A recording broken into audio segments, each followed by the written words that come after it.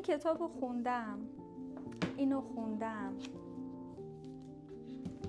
اینو هنوز نخوندم، قصد داشتم اخیراً بخونمش. اینم خوندم، اینم خوندم و اینو نصفه. در موردشون یه چیزی فهمیدم که به یه اشتباهی پی بردم که اگه به عقب برمیگشتم دیگه اون کار رو نمی‌کردم. سلام، به کانال من خوش اومدید. خوندن این کتاب قبل از اینکه یادداشت‌های یک دیوانه رو بخونم خیلی سخت‌ترش کرده بود و اگه قبل از این چند تا از داستان کوتاه‌های گوگل رو می‌خوندم با فضاش بهتر آشنا می‌شدم. طبق تجربه‌ای که من داشتم اگه خوندن ادبیات روسیه رو با داستایوفسکی شروع کنیم کار خیلی سخت میشه. من همیشه فکر می‌کردم که گوگل و پوشکین چون نویسنده‌های قدیمی ترین خوندنشون سخت‌تره و کلا می‌ترسیدم برم سراغشون، تا اینکه برای این ویدیو دنبال داستان کوتاه بودم که خوشم بیاد.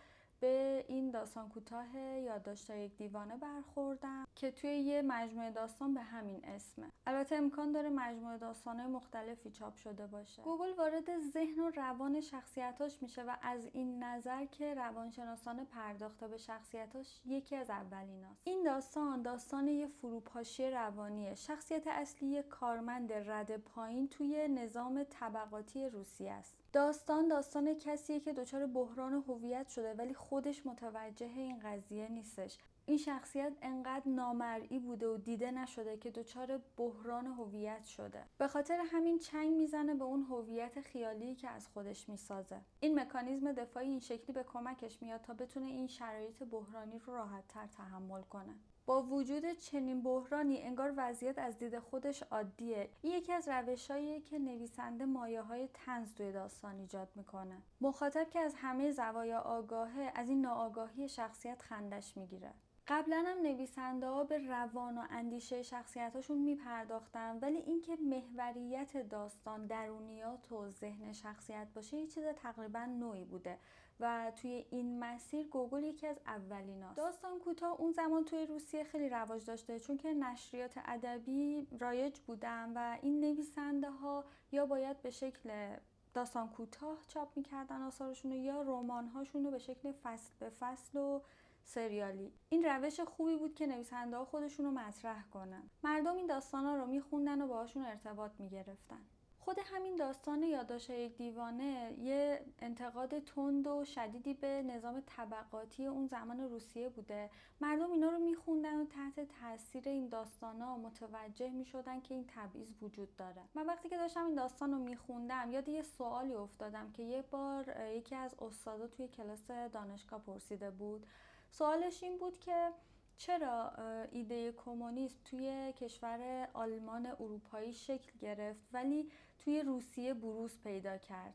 چرا توی روسیه مردم ازش استقبال کردن؟ دهه‌ها بود که مردم روسیه این داستانا رو میخوندن و به خاطر شدت این تبعیض طبقاتی توی این کشور نیاز بیشتری به چنین ایدئولوژی بود. مردم به این نتیجه رسیدن که به یه ایده جدید برای حکومتشون نیاز دارن، تا اینکه اون چند دهه منجر به اون انقلاب شد. البته اینی که دارم میگم نقد تاریخی یا یه حتی حقیقت تاریخی نیست، صرفا یه تحلیله.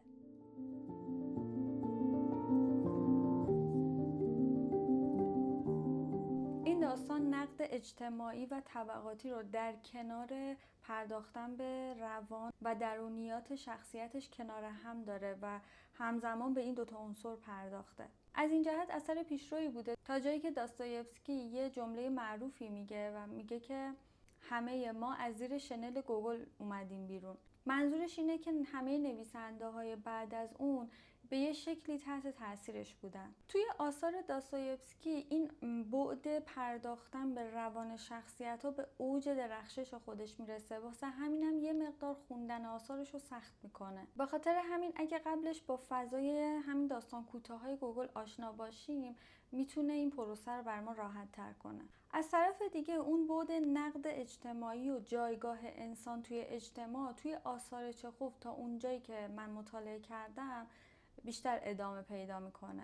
چخوف به مسائل درونی و فلسفی شخصیتاش میپردازه، ولی این بخش جایگاه انسان توی اجتماع و این انتقادهای اجتماعی توش قوی تره. بابت ورود به ادبیات روسیه خودم خیلی هیجان زدم. ادبیات رئالیستی قرن 19 روسیه واقعا مورد علاقه منه. بگید که دوست دارید به کدوم اثر از این نویسنده ها بپردازم، پیشنهاداتتون رو حتما میخونم. اگه شما هم تجربه توی کتابخونی داشتید که اگه برمیگشتید عقب اون کار رو انجام نمیدادید یا یه شکل دیگه انجامش میدادید، برام بنویسید.